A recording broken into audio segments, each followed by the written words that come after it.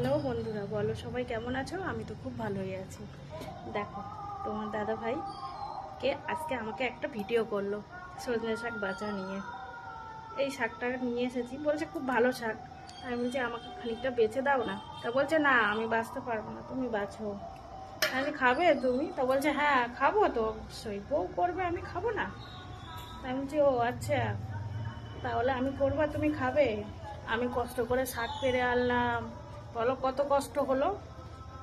তুমি দুটো অন্তত বেঁচে দাও। আমাকে বলে চলে গেল দোকানের মধ্যে, যে আমার দোকানে ব্যস্ত আছি, পরে এসে পড়বো। বলো, দাদা ভাইদের এইভাবেই শাস্তি দিতে হবে। ধরো পরের বারে আমি শাক নিয়ে আসবো, আর আমি বেছে খুঁটে সবই দেবো, তুমি রান্না করবো। আমি আচ্ছা ঠিক আছে, তাই তো তাই হবে, যাও দোকানেই যাও। ভিডিওটা কেমন হয়েছে বলো সবাই? দাদাদেরকে এইভাবেই শাস্তি দিতে হবে।